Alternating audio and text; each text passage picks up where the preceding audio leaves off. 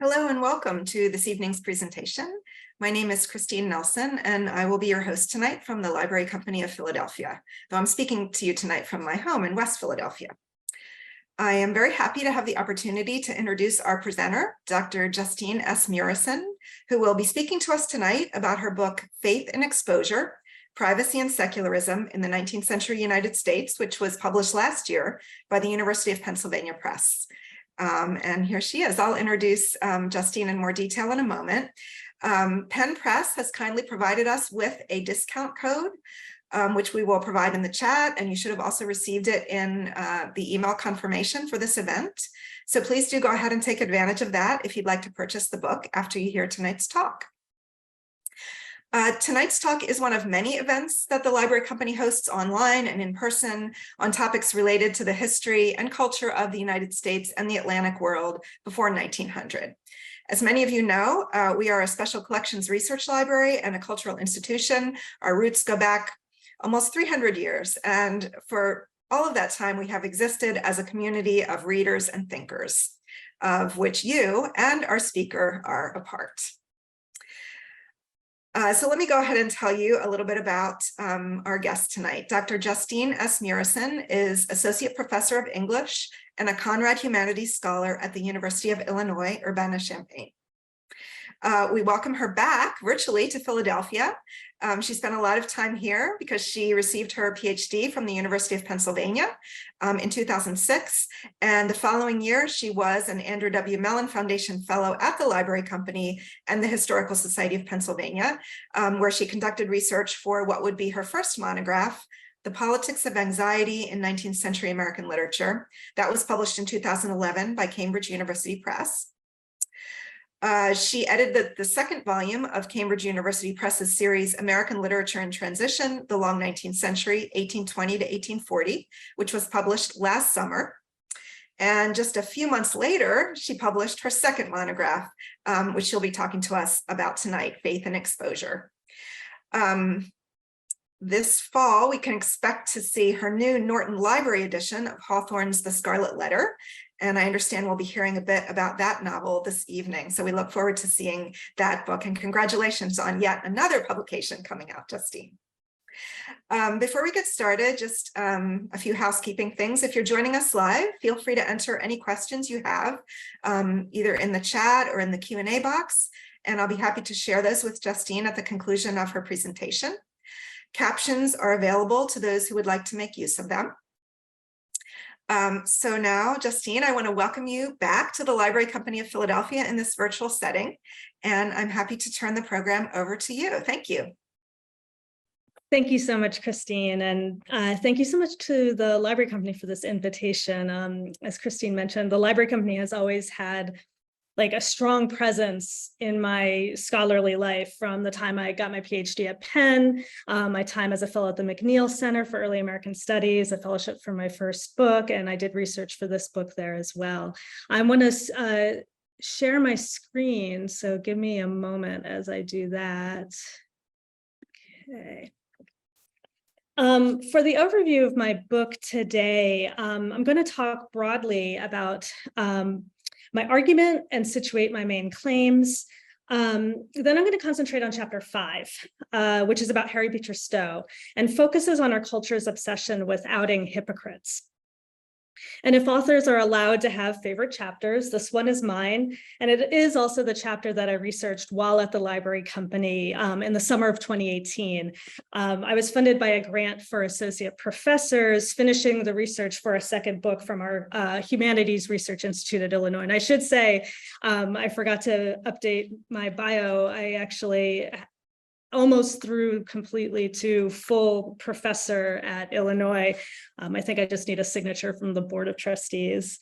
So to start, just my awesome cover from Penn Press, I'll keep that up for a second. Because I decided, perhaps rashly, to focus my book on two abstractions, privacy and secularism, I like to begin to explain the book's argument by way of much more concrete examples.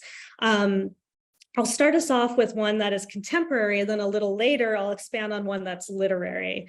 So for my first example, to put it in the context of the United States in the 21st century, I'm concerned with how a notion of religious freedom and how religious freedom and reproductive rights became both ways we describe one's right to privacy, but despite that, ended up on a collision course with it.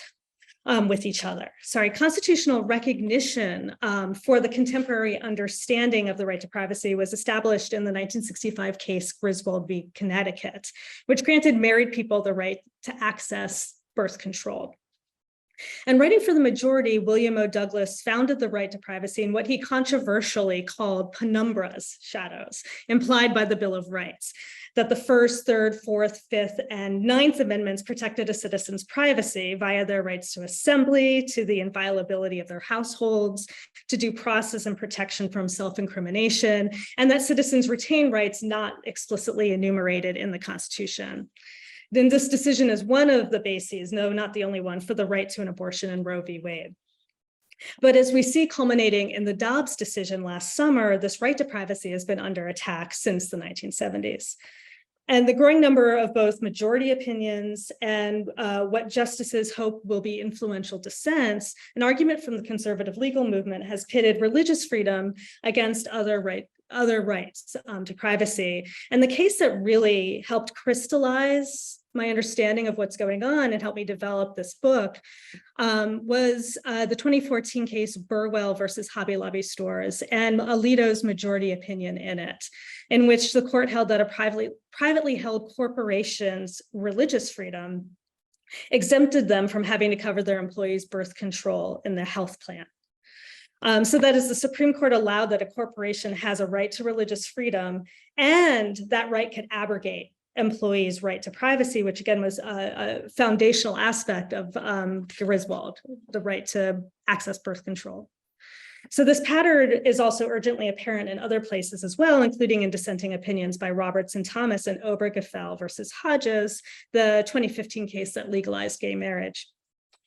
And what this trend reveals, I believe, is a strong and hardening tendency to treat religious freedom, or the right to exercise one's religion and sexual and reproductive freedom as competing, even opposing claims to rights.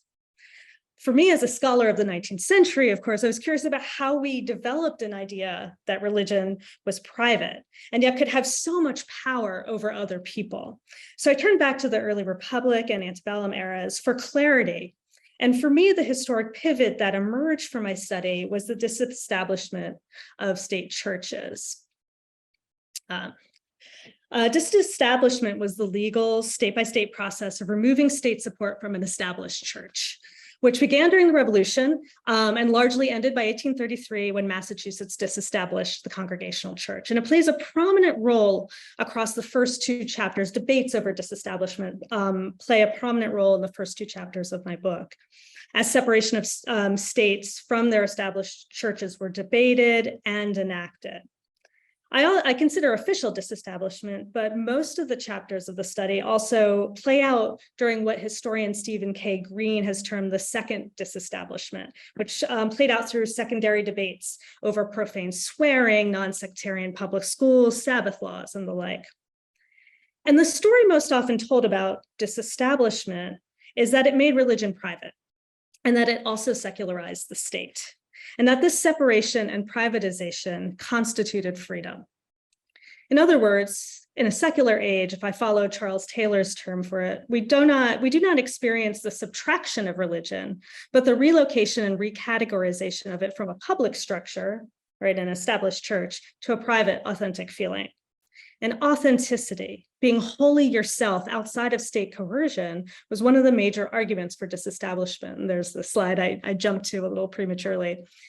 So when Thomas Jefferson argued, for instance, or when he denounced established churches, he argued that established church may make someone worse by making him a hypocrite, but it will never make him a truer man. And conversely, according to the First Amendment, to be truly free constituted the ability to have your private convictions remain just that, private, immaterial, not affecting the public. So again, I just love Jefferson's famous quip about this. He says, "It does me no injury for my neighbor to say there are 20 gods or no God. It neither picks my pocket nor breaks my leg." But as the court cases I outlined above when I began suggest, I think the history of church disestablishment as it has played out is much more complicated than Jefferson would have it. So drawing on the interdisciplinary field of secular studies, my book explains how the logic of a private, sincerely held religion, and that I'm sort of drawing on the legal terminology often deployed in 20th and 21st century cases. So sincerely held religion led to the creation of a modern form of privacy that became inextricably entangled with moral expectations, especially around marriage and sexuality.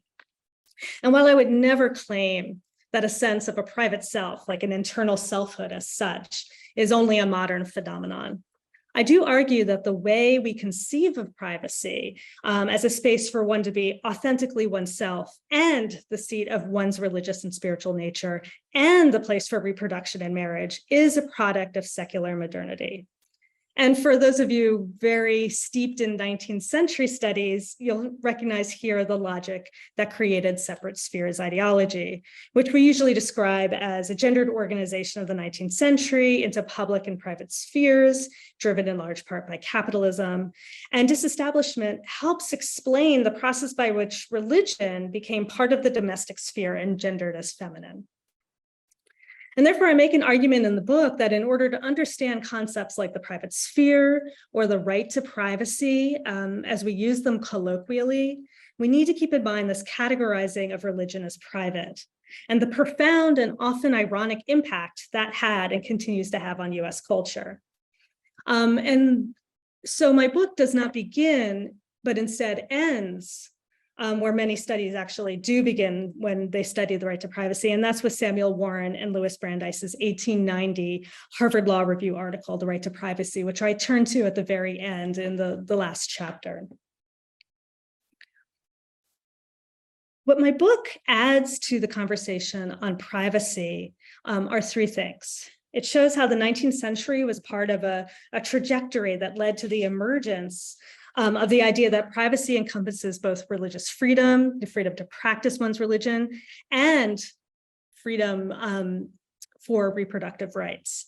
It elaborates a cultural and literary understanding of how the privatization of religion and the privatization of marriage is the backstory for this development, but also the backstory about why they're unwinding right now from each other. And finally, it argues for the importance of the novel form and teaching people to feel and appreciate privacy as a central sign of both their freedom and their morality. For the rest of the time I have, let me dig a little more deeply into privacy and how it operates in a nexus of moral assumptions and expectations.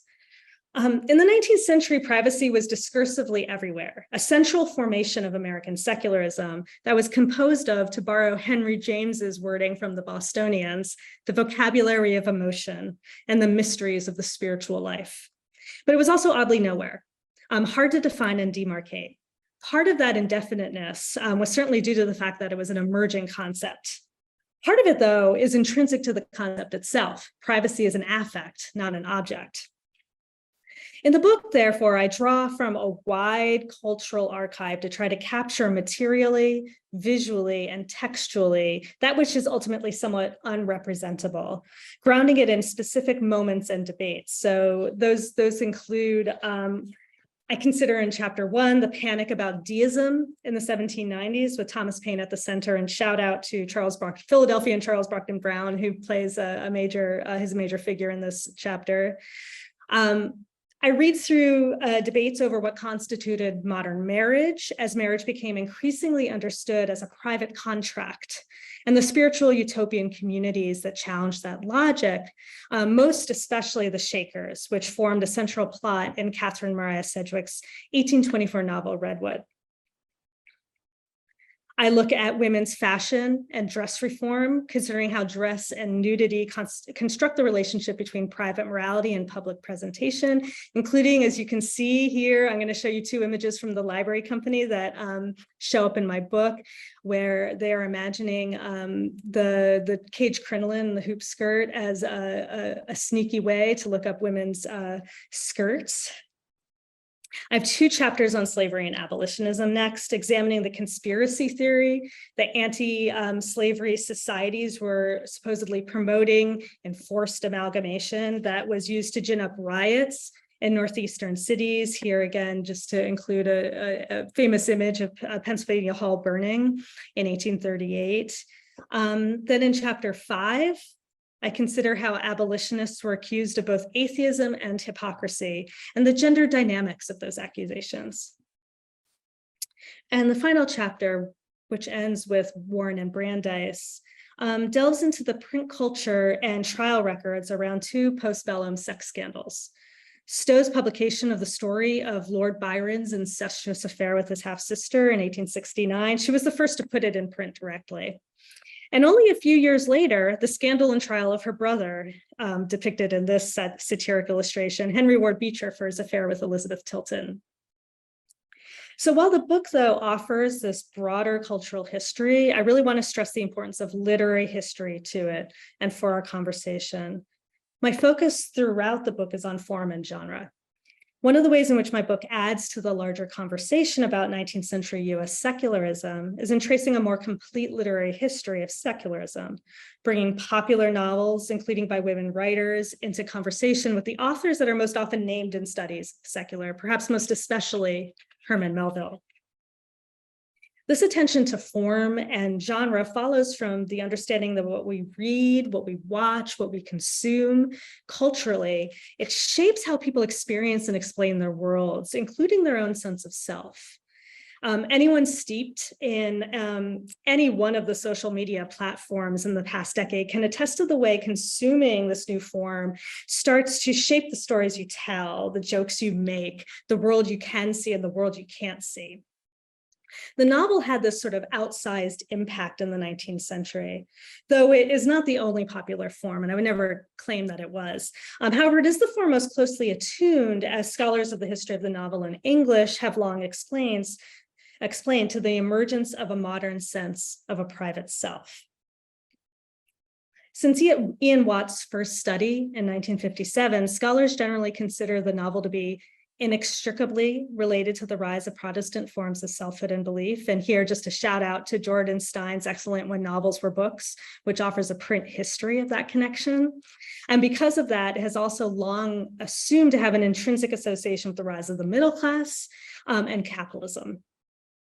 Second, that the novel's aesthetic mode in the 18th and 19th centuries was realism, even with wild deviations from what we might regard as realistic today.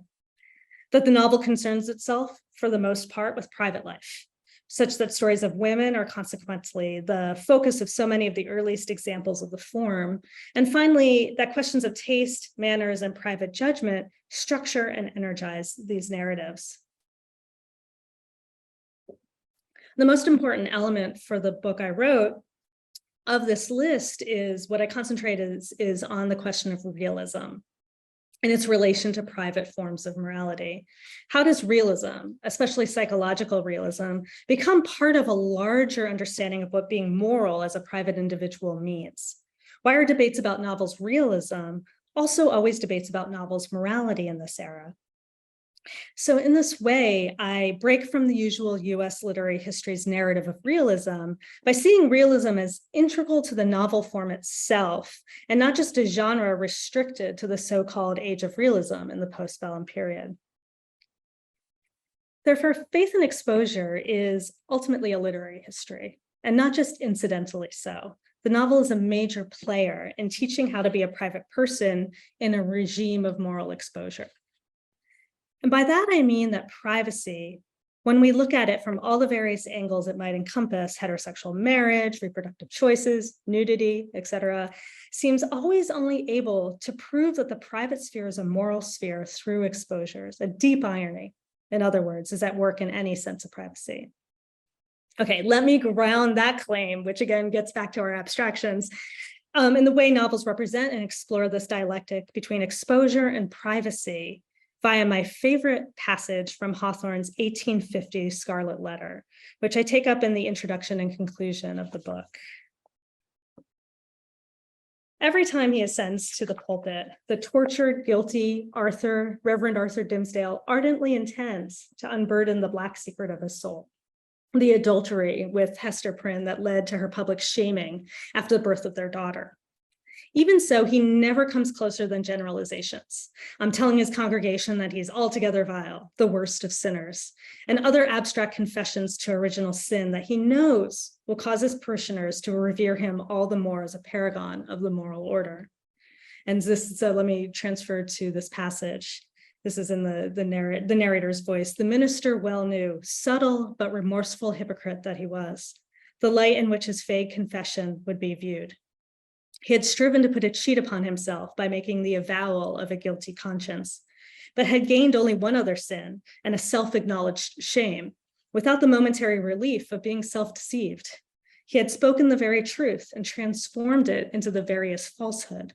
And yet, by the constitution of his nature, he loved the truth and loathed the lie as few men ever did. Therefore, above all things else, he loathed his miserable self. So what draws me to this passage is how much it contains the immoral investments of modern privacy as is played out in a secular age, as well as privacy's inherent contradictions. From the novel's point of view, Dimmesdale's moral failing is not that he had an affair with Hester Prynne, nor simply that he lets her take the blame. Rather, it's that there is an inconsistency between his private and public selves. He hides his shameful secret while publicly preaching moral uprightness. And Hawthorne does not present Dimmesdale's hypocrisy as an uncomplicated moral failing, though. Dimmesdale's subtle at it, and he's remorseful about it. Dimmesdale loves the truth and therefore hates himself. And he, as Hawthorne implies, this is the falsest you can be, and it is the deepest truth about Arthur Dimmesdale. But though Dimmesdale fears that his dark secrets will be exposed throughout the novel, the form of Hawthorne's novel makes such an exposure seem not just inevitable, but desirable. That is, it's important not only to attend to what we learn about Dimmesdale's private character, his hypocrisy, but how we learn it through the secret revealing narrative voice. And one of the things that makes Hawthorne so fascinating is that he always puts it as a side, subtle but remorseful hypocrite that he was, between dashes. In this way, Hawthorne's iconic tortured minister encapsulates the interrelated concerns of my study: the public morality attached to putatively private matters of marriage and sexuality, hypocrisy and the tendency in the United States to denounce it as a sin that undermines public trust, and above all else, the role of the novel form in the emergence and dominance of a secular faith and the power of exposing such hypocrisies. Though hypocrisy is the focus of chapter 5 of Faith and Exposure, it's also a keyword for the entire study due to its ongoing salience for our public and scholarly discourses. Canonical authors are often called to account for various hypocrisies, as many an undergraduate will tell you. Thoreau's mother did his laundry. Ironically enough, British and American narrative fiction of the 19th century made such accusations feel like moral work. Novels like The Scarlet Letter, which probe the seductions and moral pitfalls of hypocrisy, build characters by parsing distinctions between public and private selves. And moreover, to imagine oneself as having distinct public and private dimensions, which is arguably a keynote of psychological realism, is presented in these novels as a self-evident psychological truth, and as we see in the character of Dimmesdale, a grave moral problem. In effect, the most profound irony about modern privacy is that it encourages both the condemnation of hypocrisy and the unavoidable feeling that one is always a hypocrite. And this irony is a key feature of the literary and political writing of the 19th century. So I want to pivot now to talk a little bit about chapter 5 of the book. This emphasis on our moral and secular judgment of hypocrisy, the inability to square private actions with public performances of the self, is the focus of chapter 5, which focuses on Harriet Beecher Stowe. She's the center of chapter 5 and for at least half of chapter 6, and I concentrate on her so much because today she has become an emblem of hypocrisy. And if I were to grossly characterize, I hope it's not a mischaracterization, how our larger field positions Stowe, it's that there is no more exemplary figure of sentimental romance and white womanhood, nor an author more often called to account for hypocrisies, again, perhaps rivaled only by Thoreau. But it is useful, I think, to consider why Stowe came under such intense focus for her own personal morality in the first place, and what that tendency can tell us about the role of abolitionism and backlash to it in the construction of privacy and its dependence on moral judgments about hypocrisy. So I'm not going to cover the full chapter. The larger chapter considers her great novel about hypocrisy, The Minister's Wooing. And I situate it alongside the rise of John Brown as a figure in the 1850s and how he was built into a figure of Calvinist disinterested benevolence, the ultimate anti-hypocrite. And I'd be happy to talk more about that chapter and that part of the chapter in the Q&A, but to focus my comments for the rest of the time I have, let me use the popular reception of Uncle Tom's Cabin as a way of making visible how hypocrisy operated as a secular language of morality. What fascinated me in the reception of Stowe's first novel, particularly in the South, though not exclusively so, is first how much she was already being called to account for her hypocrisies in her own day, and as often by people that I think 21st century readers would not want to be aligned with. But more importantly, how often these accusations were debated through questions about the realism of her novel. And this is, again, what I keep turning to in the book, how debates over private morality and debates over the novel operated conjointly to build expectations about privacy and private selves, and how much that creates a mandate of performative morality that always seems to fall short. So let me begin with my favorite quotation from one of 3 reviews of Uncle Tom's Cabin that appeared in Richmond, Virginia's Southern Literary Messenger, we think by George Frederick Holmes. He writes, "It may accord with the gross fancies and coarse nature of a Cincinnati schoolmistress to revel over the imagination or the reality of corruptions, with which she is much more conversant than the majority of Southern gentlemen, but the license of a ribald tongue must be excluded from the sanctity of the domestic heart. If Mrs. Stowe will chronicle or imagine the incidents of debauchery, let us hope that women, and especially Southern women, will not be found poring over her pages. The Gospels according to Fanny Wright, Georges Sand, the fashionable favor extended to the licentious novels of the French school, and the women's rights conventions, which have rendered the late years infamous, have unsexed in great measure the female mind, and shattered the temple of feminine delicacy and moral graces. And the result is before us in these dirty insinuations of Mrs. Stowe." To follow the logic of the review, Uncle Tom's Cabin is the proof that Stowe has a secret dirty mind, and that her dirty insinuations, which are of course sexual in nature, spring from atheism, Jacobinism, licentious French novels, and women's rights. The plausible Christian sentimentality of Uncle Tom's Cabin really hides a damning hypocrisy, a secret atheism, the heart of her project. Ultimately, Stowe is a Cincinnati schoolmistress, already a suspect public woman working for her wages. With her penchant for writing about incidents of debauchery, Stowe is low in more ways than one. And because of this, her ribald tongue cannot be invited back into the private sphere. For the novel betrays the fact that Stowe has kept her dirty thoughts secret, and as such, they are not fit for the moral role of privacy. But while the Southern Literary Messenger's review of Uncle Tom's Cabin ends with this attack on Stowe's private morality, it opens with the reviewer's thoughts on the recent trend in novel writing. In his opinion, Stowe's novel exemplifies a distasteful departure from the form's previous aim, and here I'm just going to quote him, "to kindle and purify the imagination while fanning into a livelier flame the slumbering charities of the human heart." And the reviewer continues, "In these late and evil days," he laments, "the novel engages instead in the coarse conflicts of life. And mingling in the fumes and gross odors of political or polemical dissension, it has stained and tainted the robe of ideal purity with which with it was of old adorned." So in other words, just to summarize, the reviewer is lamenting Stowe's penchant for a coarse realism, which he sees as a broader trend in novel writing, away from, we can presume, the historical romances of a Sir Walter Scott. So it would surprise readers of the 21st century to see Uncle Tom's Cabin characterized as a novel that sought not to fan into a livelier flame the slumbering charities of the human heart, but one mingling in the fumes and gross odors of political or polemical dissension. But from the perspective of the Southern Literary Messenger, the slip from romance to coarse realism in contemporary novels signified this deeper moral rot. Atheism in the social order. And Stowe's Uncle Tom's Cabin was the latest and worst example of this regrettable development of realist novels. Holmes's review, as well as others canvassed in the chapter, challenges not only the 21st century tendency to separate moral from aesthetic judgment. On a more fundamental level, it also upsets assumptions about what genre Stowe was writing in to begin with.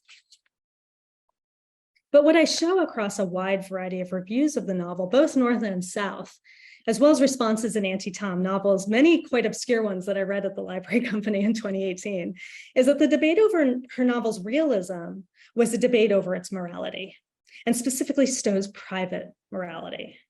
Stowe's Southern critics were particularly preoccupied with her depiction of etiquette and manners, and with how she presented Southern white gentlemen. I began to see a pattern, again, while reading at the Library Company, of a recurrent obsession over Stowe's realism, and in particular, her first chapter. So take, for example, the 40-page review of Uncle Tom's Cabin that South Carolinian Louisa McCord wrote for the Southern Quarterly Review. In the midst of political turmoil, Mrs. Harriet Beecher Stowe is determined to put her finger in the pot, and has, it would seem, made quite a successful dip. $10,000, the amount it is said of the sales of her work, was, we presume, in the lady's opinion, worth risking a little scalding for.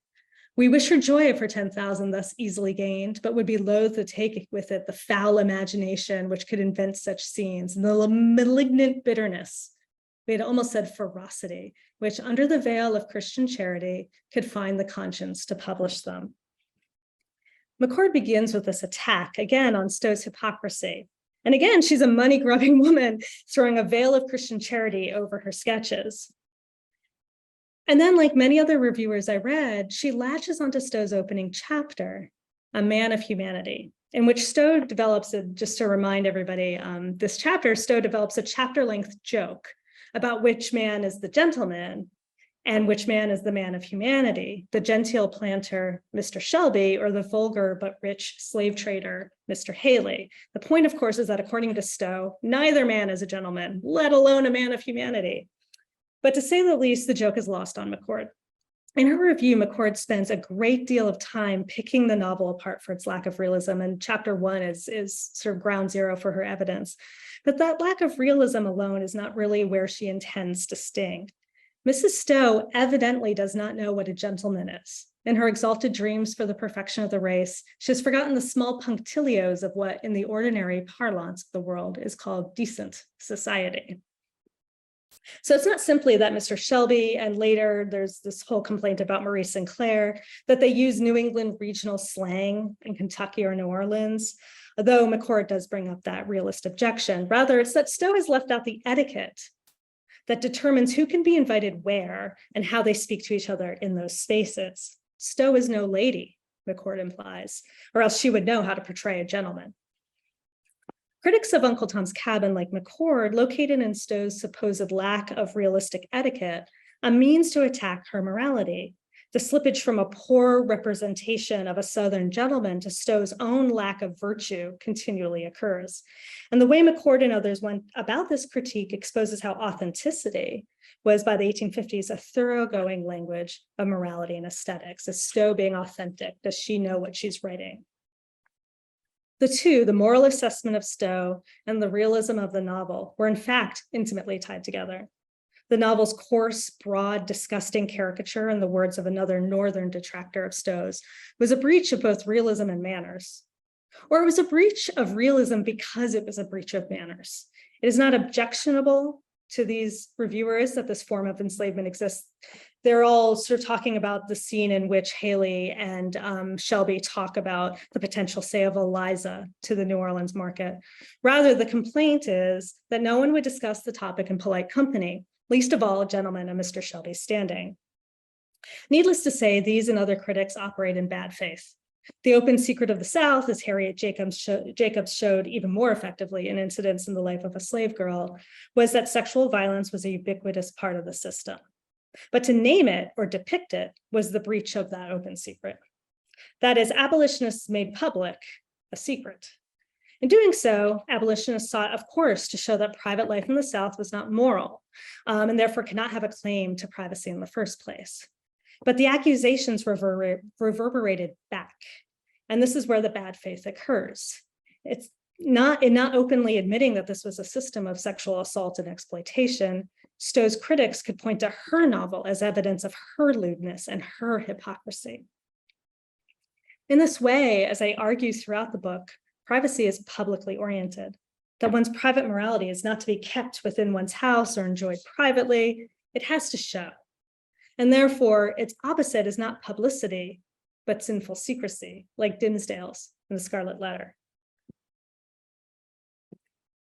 Let me bring it back to the larger argument. I find the example of Uncle Tom's Cabin's reception so illuminating, because we can see how the stakes of Stowe's realism were at once aesthetic and moral. Judging Stowe's realism was a way of rendering moral judgments about her character. And in many ways, the novel form is what encourages this type of reading in the first place. To return to my opening example of Dimmesdale in the Scarlet Letter. If realism as a fictional mode depends on certain invasions of privacy into characters' homes and thoughts, as Hawthorne does with Dimmesdale, and their subsequent revelation to the reader, 19th century fiction, broadly speaking, advanced a theory of how to pursue moral judgments in a secular world. And this is one reason hypocrites abound in the novels of the 19th century and usually constituted the era's villains. So to bring the example of the reception of Uncle Tom's Cabin and Dimmesdale's hypocrisy back to the key terms of my study, in a secular age, privacy came to unfold a moral contradiction. To be a legally protected and culturally affirmed right, private life could not be secret life. Conversely, I would characterize a part of the logic undergirding the backlash we're experiencing today against reproductive rights and gay marriage as the Christian right objecting to those things being moved from secret life to protected privacy, a privacy that has the right to be spoken of publicly. And that's where I'll end. Thank you so much. As always with a book like this, I have much more to say and would love to take any and all questions. Let me get us out of the screen share. Thank you so much, Justine, for all your work and for sharing it with us tonight. Really appreciate it, and especially enjoyed seeing a few glimpses from the library company collections that you consulted. Yeah. I want to encourage our guests to share any questions that you have, either in the chat or in the Q&A function here, and I will read them out to Justine. Let me start off with a question about the word privacy. I'm sitting here alone in a room. I'm all by myself in a a private space. I'm very fortunate to have access to that kind of ability to be alone. And here I have a notebook where I might write down some of my private thoughts. You might say there are secrets in here. It would be wrong for me to open it and unveil it to you because this is my private space. So I wanted you to talk a little bit about the differences among some of these terms. Privacy, as you construe them in your study, privacy, solitude, and secrecy. So can you just tease that out a bit for us? Absolutely. And privacy in the private sphere, they overlap, but they're not quite the same thing. Private sphere attaches to the separate spheres ideology. It's gendered. It brings morality and the home and women's role in it together. And domestic space, right? So a lot of times when we talk about the private, we're imagining a house, right? My own house, I can close the door. The right to be left alone is the right to privacy. Privacy itself, though, is if you start to pay attention to sort of the slight difference between private life and a domestic house and privacy is something you can take anywhere, right? I mean, like my sense of feeling private, it's an affective relationship to where I am, and that's why it can encompass solitude, but it's not just solitude. I think in a more traditional vein, U.S. literary studies sort of from about 40 or 50 years ago really paid a lot more attention to solitude. Emerson going out into the woods, Thoreau going out to that sense that privacy is getting away from people. But since that never got squared with separate spheres ideology, where the private sphere is actually the domestic space where women lived and where marriage happened and reproduction. And I think that one of the impulses for the study is to think really hard about how we end up with privacy being like articulated in a case about birth control, right? And I don't think you get there just from going into the woods. Right. It feels like the sort of language around solitude was a very masculine language. And I felt like there was this missing linkage between privacy and the private sphere that I wanted to put together, that I think had everything to do with what I trace about and draw on historians about the privatization of marriage happening at the same time as the privatization of religion. Thank you so much. So we have a question in the chat here. People are often curious how writers and scholars come to their topics, and that's the question here. How did you select this topic? I can understand it's fascinating. Just wondering how you made this particular selection. And I'll just add, you started us off with some examples from what's going on in the legal landscape right now. Was it that brought you to this? And then also, I'm just going to add on to our listener's question. How did you land in the novel as the place to investigate this? Oh, excellent. Okay. So, let me try to take I will tell the true story. The secret is that I'm just very shy. And so that I've been paying attention to language of privacy since my dissertation. And if I go through books I read and some of the things that I've been tracking, privacy and the mind. So my first book is about anxiety and the mind, and sort of interiority has always been part of one of my obsessions.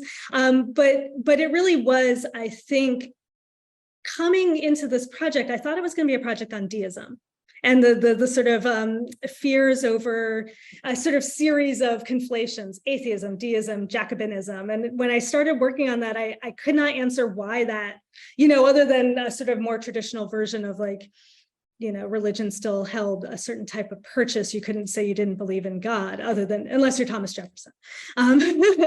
And even he couldn't. And that's how I end chapter 1, is the defenses of Jefferson as a religious man during the election of 1800.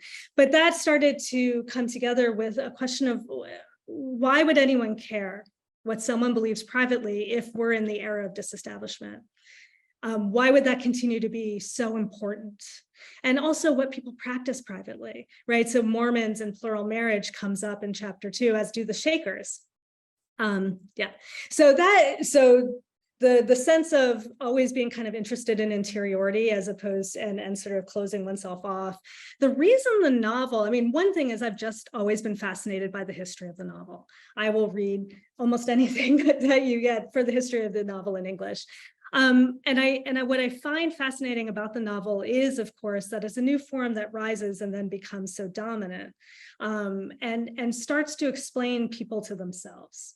And I think now, of course, the novel doesn't necessarily have that purchase on our culture, but social media does, TikTok does, and so that sort of relationship between who I say I am and how I say it is always mediated through the popular forms. And for me, the novel was the one I always come back to. I love thinking about the narrative tricks novels do to create that feeling. Are you studying or paying attention to self-exposure in some of these contemporary platforms that you just mentioned? I am, but I think that mostly because even for the book, I read so many media studies scholars that are working on this question of what it means that our privacy rights have basically disappeared and we've done it to ourselves, right? By joining Facebook, by joining Instagram, by what Shoshana Zuboff calls surveillance capitalism. So I have been fascinated. I haven't written anything on it, partially because I still feel like a neophyte in a sort of contemporary media conversation, but that is also one of the things that kept driving what I was trying to figure out. The obsession with outing hypocrites on Twitter, right? And the ineffectiveness too, right? As well as, as I kept writing, the Trump administration, he does everything out in the open. There's nothing to reveal, and therefore there's no way to attach a scandal. So that's the inverse. If you're just completely on the surface about it, you can't find that depth. You can't do that revelation. Yeah, well, perhaps there will be some revelations to come. Yeah, maybe, but I felt like that, during his administration, as I was finishing the book. So just a follow-up question there about this pleasure people take in exposing hypocrites. When you're teaching, how do you engage with students who may feel that because they've got a gotcha on Thoreau, that they don't need to engage with him. That's I think one of the toughest things about teaching Thoreau, and one of the things I kind of embrace. I love it. I usually start with I usually take with him specifically. I usually take two tactics. One is to sort of play on that line in Moby Dick. I say, "Who ain't a hypocrite?" And start from there. But then I also ask them if they know like how laundry worked in the 19th century. Yes. Do you give them Rebecca Solnit's essay on Thoreau and laundry? No, I don't, but I should. I haven't taught Thoreau in a little while. Okay. Yeah. But that's a good one to turn to. Yeah.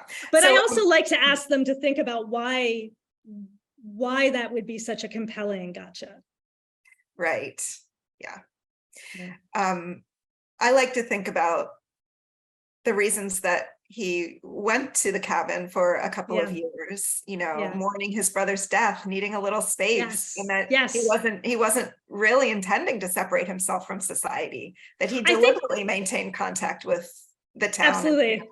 Yeah, and we definitely hit that, because like the opening lines, he's like, it was like a mile, like he never and that's the cultural cliche of him. That's not actually what he wrote. So getting students back to the text, right, which is the English skill, right, the always return to the text. Do you have the evidence in the text? And we'll read out those sections of Walden and point to the fact that like he's always having visitors. He's he's not far. I mean, the whole point is he's not far, right? He can see the train, he can see the ice, he's looking at the ice harvesting. It's not, exactly. And of course, the mourning of his brother is so important to the story. Thank you. Well, the questions are rolling in.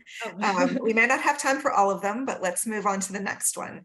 One of our guests says, Dr. Murison, thank you for your wonderful talk. During your research, did you come across any surprising cases of religious privacy bleeding into other elements of the private sphere, such as cooking or eating? Oh gosh. Yeah, I mean, so I don't know if this is surprising. I would, but I'll play it out. I mean, one of the things that was so interesting about visitors to Shaker villages and what they reported was the reorganization. They did not know what to do with Shakers, right? The reorganization of domestic spaces, everything was completely public, and yet the village was often closed off and you had to go there. So there's like a weird secrecy to it too. So like it scrambled all the logics of separate spheres. And one of the things that, and I'm not alone in pointing this out. Beth Freeman has a great chapter on this, but the fact that a lot of the visitors talked about the unrelenting monotony of Shaker life. So there's like Dickens, of course, is most famous and most scathing about it, but the way in which the dance, the eating, the chores, everything is regulated, everything is boring. So that's one of the places where I saw eating.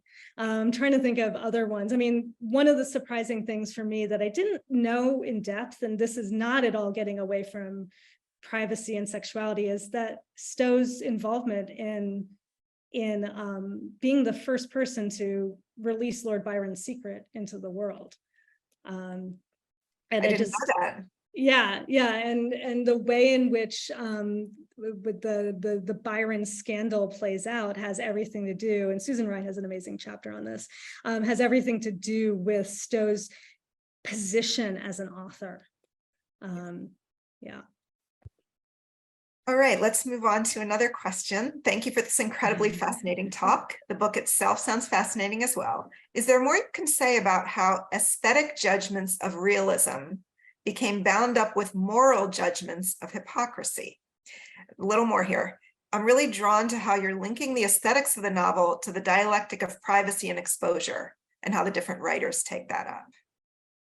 Yeah, I know. And in fact, I go into this, I try to model this phenomenon in the introduction, and I look at three examples. I look at Hawthorne's description of Jaffrey Pynchon, the villain in House of the Seven Gables, and he has this long description of when we're meeting Jaffrey, and he describes like the smile on the man's face is akin to the shine on his boots.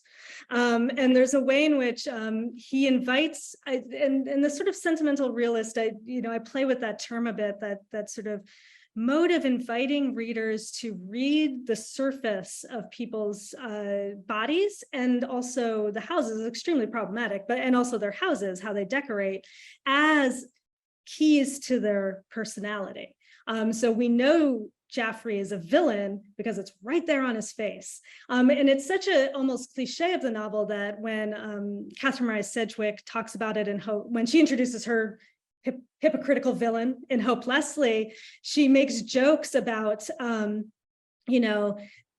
the Puritans at that time did not have the infallible science of phrenology and physiognomy to guide them. So they just had to wait to see what he did, but that's not true, because she gives a full reading of his body that tells you he's the villain. You don't even need to get very far, to look out for, Sir Gardner.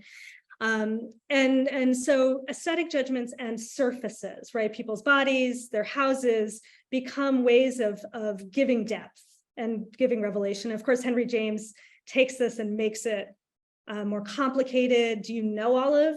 No, she's morbid, but everybody knows that, right? And so what's to the rear of that? And I look at the Bostonians as my last example. Oh, you do go up to Henry James in the book. I do, yeah. Okay. So I talk about the sex scandals, and I talk about the Bostonians in relationship to the Lord Byron and Beecher Tilton scandals. And it's sort of one of those, my last chapter is always a gallop. I'm I didn't get to the turn of the 20th century. But I think about the Bostonians in relationship to that right to privacy article that Brandeis and Warren write. We have a good question here about realism. So can you say more about the meaning of realism in the 19th century novel, or your use of the term? What would be an example of fiction at this time that would not be realistic? So what do you back that up against? Yeah. Okay, so realism, the way I talk about it is actually in that sort of accounting of trying to account for people's bodies, their houses, their decorative choices, giving a sense of the world that allows for psychological depth to characters. What is not realistic? Well, that's chapter 3. That's Melville's Pierre. I mean, on the level of plot, it's, it's an incest novel, which can be realistic for some people. I don't mean to imply that doesn't happen, but I just mean that on the level of style, though, that the language in which he writes Pierre is hyperbolic, it's satiric, it fluctuates between different voices, but it doesn't ever, you never get to a point in that novel where you're like, oh yeah, this feels like domestic fiction, even though the claim is he was trying to write it. But I don't actually believe that, because it doesn't read like it from jump. It doesn't read like domestic fiction. But I think that Pierre is a good example of what's not realistic. And you start to see how someone like Catherine Maria Sedgwick is engaging in a type of realist mode. Now, there's different types of realism. And I think bringing Henry James into the conversation means thinking about how psychological realism shifts over the 19th century. But they're all thinking about how to create probable characters in a world of probability. Even Hawthorne, even though he claims he's not. Well, we're getting close to the end of our hour. Someone has a question about what contemporary novels or authors you see shedding light on your topic. And I will throw one in that's not really contemporary, it's 100 years old, but I was thinking about Nella Larsen's passing, and someone with a big secret that, if unveiled, could put a lot of other people at risk. And so do you go up that far? And is there any okay, are there any so going back to our attendees question, if there are any contemporary authors that you've been reading that really shed light on what you were studying in the 19th century? Yeah, that's a great question, because, and one that I'm not sure if I will have a great answer to, because I really don't know as much about contemporary writing.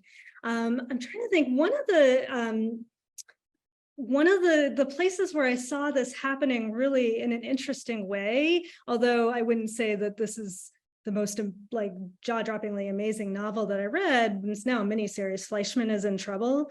I'd be worried about giving spoilers, but there's a pivot where you are focalized through one character and you think that that's the world that's true. And then you have a pivot to another character who has been characterized by that character. You know, it's a divorce novel. And seeing that pivot happen and seeing everything from the point of view of the wife is a pretty interesting narrative move. I thought that was interesting. But that's the only one that's coming to mind off the top of my head, but that's only because I don't spend as much time in the contemporary period. And I feel like I would need like another day to think about what else have I read recently. Oh, understandable. But you've certainly drawn a lot of connections to what's going on in the legal world right now. Yeah, and I think so much more about TikTok and Twitter, Right. Well, I think we can bring our program to a close now. You've been so generous with the Q&A. I didn't get to quite all the questions, but most of them we've covered. I want to thank everyone for attending tonight. And thank you so much, Justine, for coming, I'm going to say coming back to Philadelphia in this virtual way to talk to us about your important research that really does help us learn more about what was going on in the 19th century, but is also helping us think through what's going on today in terms of various privacy issues.